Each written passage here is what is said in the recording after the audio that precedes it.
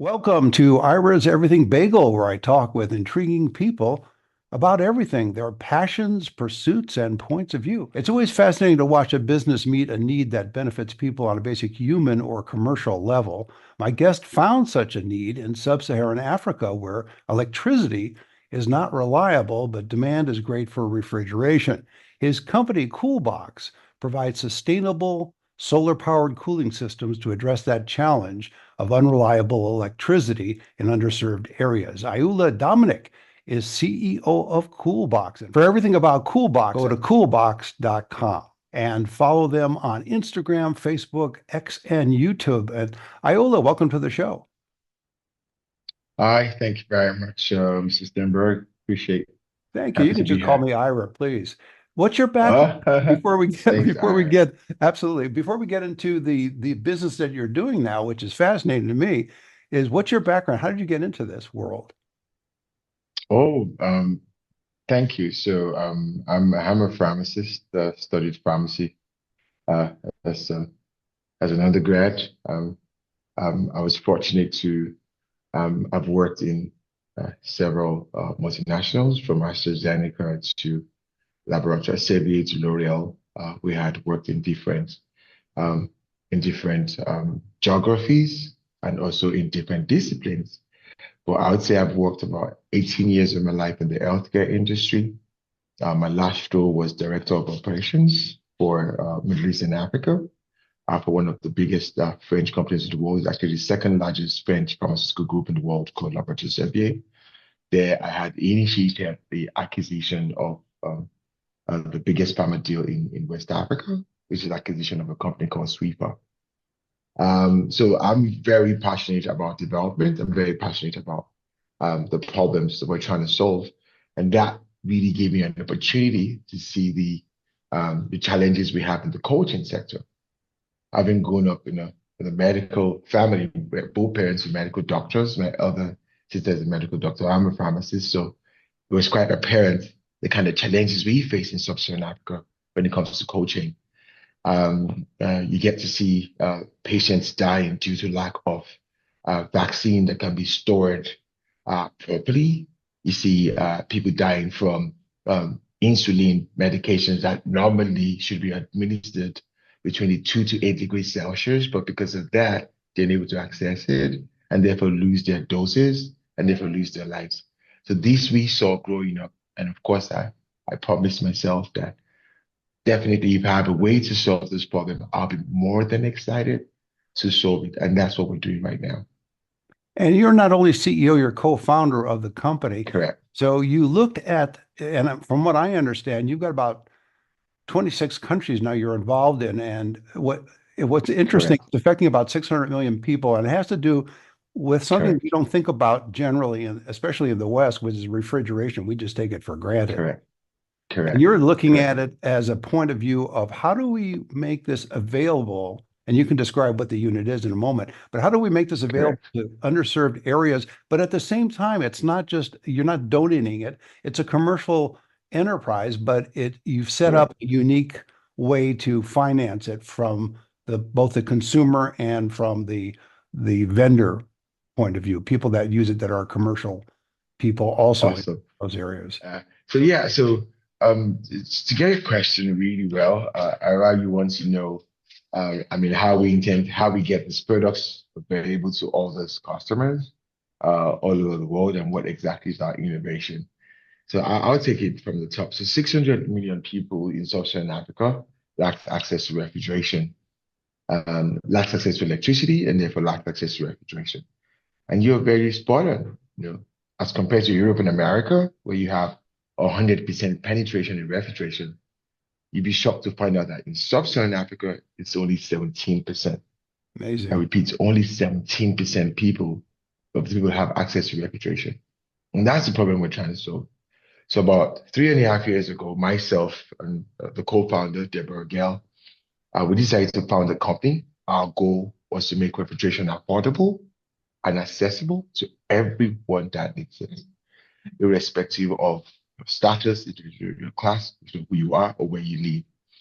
And what we also figured out is that we've been talking about Let's light up Africa. Let's light up Africa. Let's light up the world. But very few times you hear anyone talk about refrigeration in the world. Let's refrigerate Africa. And that's the problem we're trying to solve. So 3.5 years ago, we started a company. Our mission was to make refrigeration affordable and accessible to everyone. And we used the natural forces of water and the sun, which are extremely abundant in Africa, to create a solution that is able to generate refrigeration for up to 4 days, whether or not you have power, whether or not you have sunlight. And of course, the question is, what good is the technology if no one can afford it? Looking at the kind of customers we serve and the peculiarity of the customers we serve, we integrated in our units a pay-as-you-go technology, enabling individuals and small businesses to be able to pay as low as $10 to $15 every month to own a solar refrigerator. So thanks to Koolboks freezers now and refrigerators, people can actually pay as low as $10 to $15 monthly to own a refrigerator. And that's what we do. And today, like you rightly said, which was spot on, we're actually in about, sorry, we're actually in about 26 countries globally where these products actually serve different people. Yeah. Now, what you're doing too is you're combining, which I think is a great idea, natural resources, the sun and other elements, but you also combine it with lithium batteries. So you have a combination of modern technology and eternal Fantastic. technology, which is what I would call the sun Fantastic. technology. Correct. And you're able to make this work. And what I thought was interesting was you have set it up so that you have the pay as you go, as you mentioned, but you also have this 4 day um, factor, which is interesting too, because in other words, let's say you have no sun or something goes wrong, you still can keep things refrigerated for up to 4 days, and then things will kick in again. Yes. So the concept is basically using the unique properties of water that enables us to be able to store energy in form of ice, as opposed to just saying energy in batteries, in lithium batteries. So you have these compartments in these freezers or these refrigerators, just for this purpose. Let's call them ice compartment or water compartment built into the refrigerators. So that during the daytime, when you have energy from the sun, ice is made in this compartment so that at night, when you do not have energy again from the sun, the ice made in these departments make keep the products cool for the next couple of days. Now, of course, the question about the lithium. So why the lithium? We do have different customers, right? And we have with different cooling needs. Some of them want to just cool, and some of them want to freeze.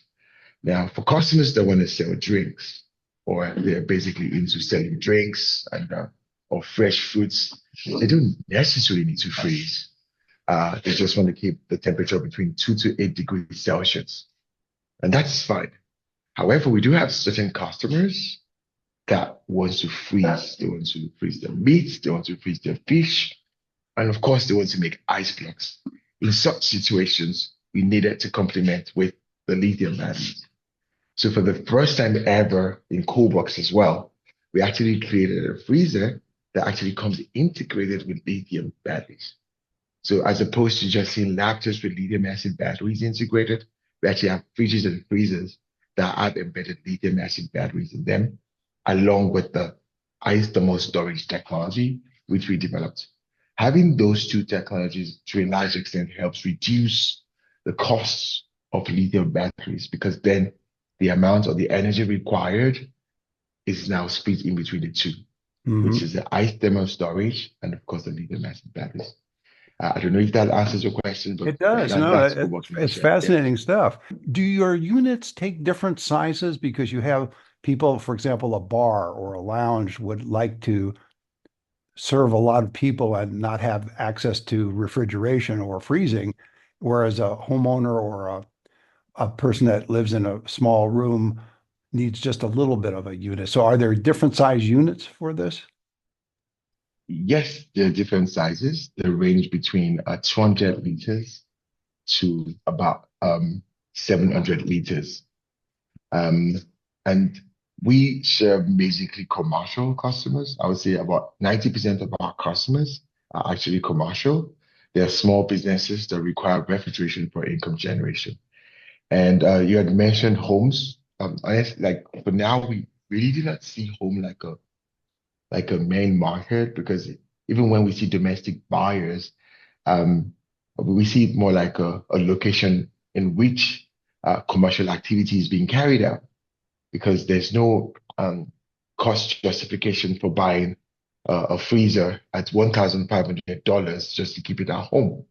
So if they buy it and it's domestic, it's often that they want to sell drinks to their neighbors, or they want to sell Mhm. fish to their neighbors, or they have a small restaurant at home and they're cooking out of the garage or out of their kitchen to serve neighbors.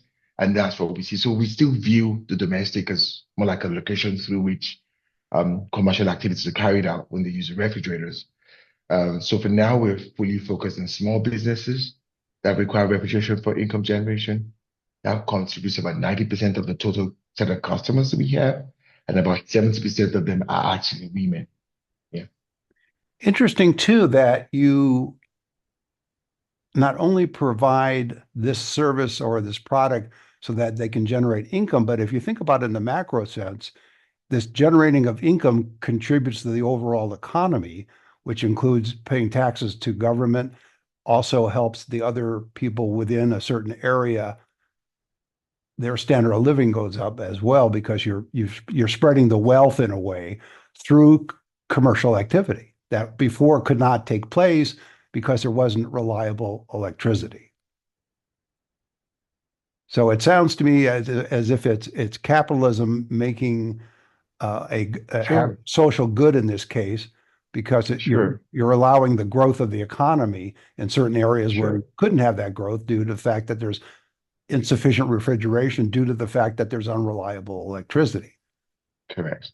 Yeah. In fact, I would say that, go ahead, if you have a question. Well, no, what that was just more of a statement. It wasn't Yeah, yeah, I was just gonna me. jump in that. It was just yeah, it was me pontificating, which I occasionally do when I get interested in a subject. So you were Yeah, yeah. recently at the Clinton Global Initiative, and what was your purpose in going there and talking to the audience? Fantastic. So we went there basically for one, showcasing our work we do in Sub-Saharan Africa, and of course, going there to launch our next round. We recently just closed a round of $5 million in equity, and we're about to close the debt portion, which is $16 million altogether, a $21 million round. And of course, we're there to start talking to potential partners on how we can scale the product or or the service to other parts of the world, and potentially to meet partners, NGOs that might be interested in procurements for certain regions, and that really went well. I was also there to launch the cooling report by IFC, which talked about how big the market is in emerging markets, $300 billion market, go to $600 billion in the next 3 to 4 years. So it's quite yeah, huge expectations, and that was the reason why I was there. And it was quite rewarding, I would say. I have an idea for you, but I want 10% if you go with it. Okay. So I Please would, go ahead. I okay. give you 20%. Okay. Thank you. Even in rural America or even in areas that are hit by floods or hurricane, et cetera, there are periods of time where there's no power. So you could theoretically provide these units to even cities and communities in the United States and other countries that can keep things refrigerated until such time as things get back to normal. Have you thought about that? And I know you haven't because I just gave you the idea. Am I correct? No, we haven't. Okay. But I Yeah, could give we've use had for it in that sense. Yeah, yeah. We've it had could a work. few. Yeah, definitely. We're supposed to be in Las Vegas for an event. Hopefully, we'll be able to showcase our technology to different people in America, and perhaps we might be able to, yeah, get some. uptakes from those kind of regions, or will be in America in Yeah, January well, I'm based in Las for a big Vegas, so show. I'm going to come see Oh the goodness, presentation. Yeah, that's so cool. so that'll Yeah, work. what a When are you small planning world. to come? Is Yeah. it in the next couple of months or? It's gonna be in January, early January, so All right, definitely I'll I'll be keep you around. informed. But Maybe I can yeah, sneak in and take a definitely. look and get You my must sneak 10% in. too. Yeah, So, you know. so- now, the other thing that's interesting about your company is you have somehow managed to merge the technology, not only in terms of the refrigeration, but in terms of data. So you're collecting data from each unit. And I don't know how that's communicated. Maybe you can explain, but you're collecting data so you can see how it's being utilized, which helps you down the road. How in the world do you collect? Is it by self-service or is it, how do you do that? Thank you very much, actually. That's a very good question and I'm very passionate about. Yes, we do. Today we have a lot of people actually from think that we're actually dealing more or less in the hardware, which is the freezers. But the reality is what we're actually dealing with is actually the data. Koolboks is much more than that. And that's because today we are able um, to receive from each system on the field the number of times the customer opens or closes the refrigerator. We know the temperature in this refrigerator. We know the billing history of those refrigerators because they pay us month and month. We know the location of those refrigerators. We know the energy consumption of the refrigerators. And the reason being that uh, we've got thousands of freezers with frozen food all over the place. It's absolutely non-negotiable for us not to be able to understand these freezers if we truly want to offer a unique service to these women. Most of our customers are women between the ages of 45 to 60, and they've got their whole life in those refrigerators. If anything happens to those freezers, we don't stand a chance of just losing the goods in the refrigerator. We stand a chance of losing the woman herself. So we see it as a duty, moral duty to ensure that we know whatever is going on with those refrigerators. Even offer what we call preventive maintenance. And the main goal of this was basically initially to be able to serve our customers better. But with the age of AI, we're beginning to see that this data could actually serve better purposes for extra value added services in the future. One could be matchmaking. We have these customers on our platform that generate data, which is, for example, a fish farmer who uses our refrigerator. And then we have a frozen food seller on the same platform. Why are we not connecting both of them, eradicating the middleman? Also, we have thousands of women with historicals of a monthly billing. Why are we not plugging them to microfinance companies to help them with their inventory financing? Again, we have hundreds and thousands of frozen food sellers on the platform. Why are we not through AI matchmaking them with potential uptakers through Uber Foods, Bolt Foods, Deliveroo? These are plugs that can be easily connected to our ecosystem to help these women improve their sales. So at the end of the day, Koolboks is an entire ecosystem of data that can be accessed by each of these partners. And we only have 6,000 units on our platform today, and we're just about to scale. Now imagine if you have hundreds of thousands on that platform, the opportunities we're creating for people in Sub-Saharan Africa just because they got a freezer. Mhm. Yeah. Now, of course, I got a little queasy when you're talking about how you were able to monitor how many times they open the door, how many things they do. It's a little bit like stalking, but okay, I understand why you're doing it. So Yeah, it's yeah, it's yeah. Koolboks, Koolboks, BOKS. Koolboks. Yeah.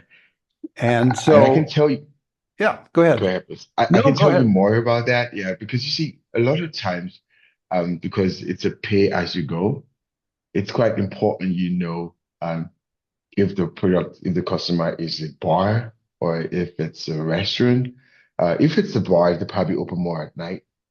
And then the energy consumption at night would be increased. You can optimize, when you have to stay awake, you know what the challenges are when you're troubleshooting from a distance.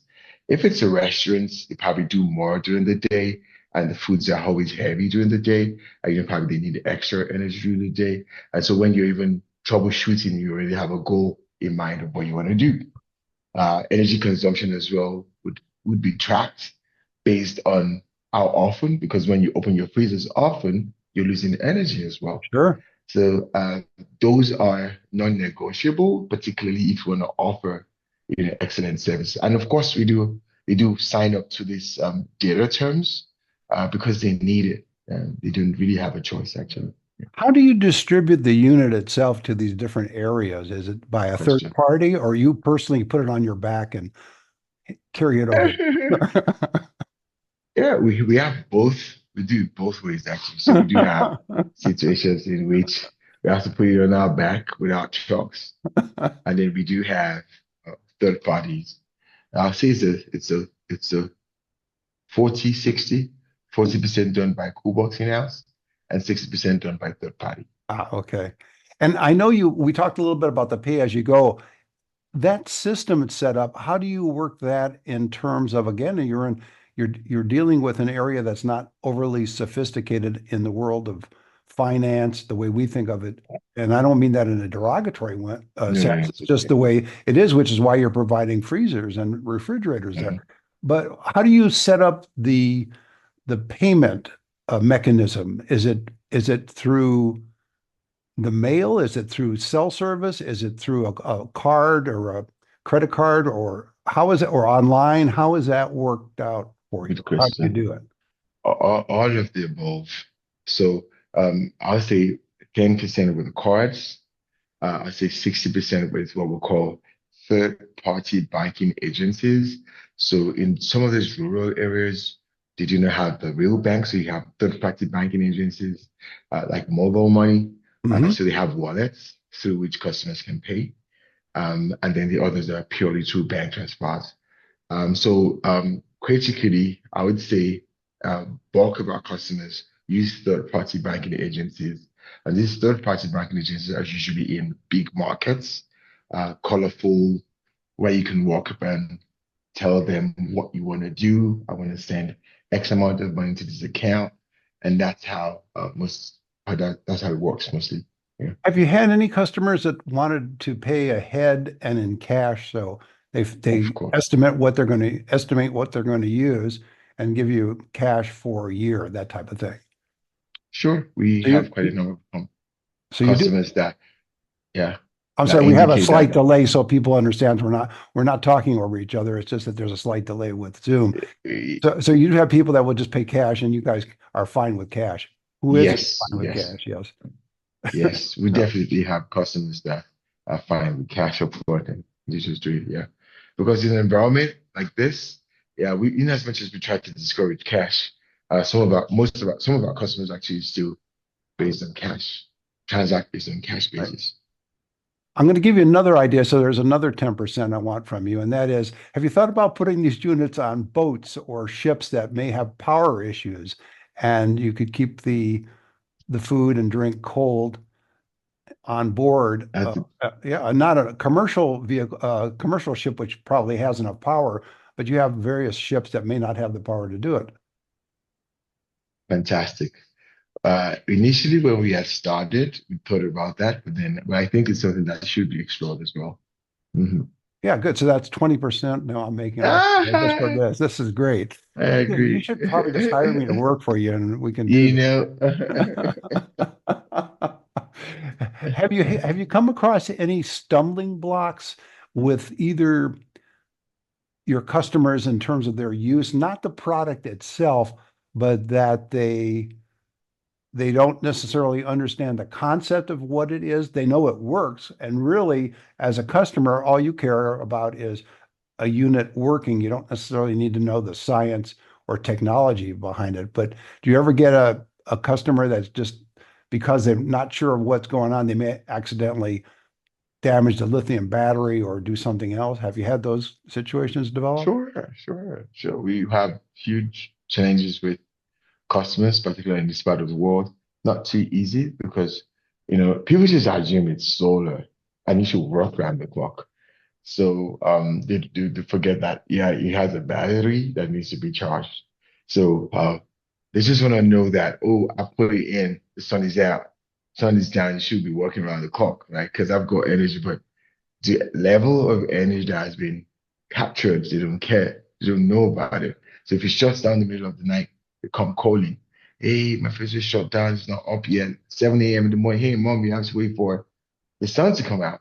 And Exactly. so we get a lot of that, and that has been one of the major problems we've been getting, which is more or less around education. Yes, educating the We have customer, sure. correct on how a solar system works, in fact. So I would say, in fact, if we have 80 complaints, 60% of that complaint would be basically purely due to uh, um, the knowledge gap. Do you see with technology improving all the time, and it just does, do you see that period of time that you have of keeping something cold for 4 days in between charges, so to speak, with the sun and the batteries, lithium batteries, that 4 days can go longer to 5 days, 6 days, a week, even longer than that? Sure, sure. I see it happening. What I see happening really, I mean, is really, we've seen all the day that the surface area of solar panels reducing by the day. And we have those massive panels. I'm sure in the next couple of months, I would say, probably have the solar panels that will probably be the size of this phone to be able to power the power building. I think that I'm very sure. So reducing the sizes of this massive structures. So I confidently believe as well that in a couple of months down the line, we'll be able to see a longer temperature retainers Right. with thermal storage solutions. Quite a number of them have been worked on currently. Yeah. Last question, what do you see for the future of the technology, the future of the units, the future of your company? Yeah, thank you. I see Koolboks finally. I see Koolboks finally as an data ecosystem provider. Like I said, where thanks to all those units on the field, we're able to get data from each one of them, and we're able to optimize um, sales for all our customers.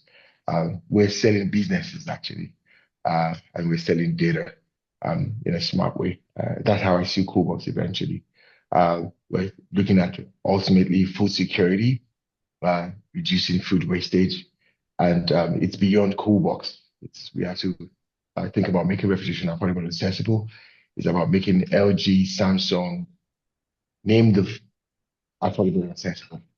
Yeah, and we will do that as much as we can. So I see a future in data going forward. Yeah, I would liken it to Tesla and the robo taxis and Amazon and the data portion of Amazon cloud services. So that's how I liken it. So just like starting with a lemonade stand, and then you figure out that, oh, we got lemonade stand. We can also sell Coca-Cola, and we can also sell banner. And that's how I see the opportunity with data in the future. Well, that's a great way to leave it, and especially since you're making me a partner.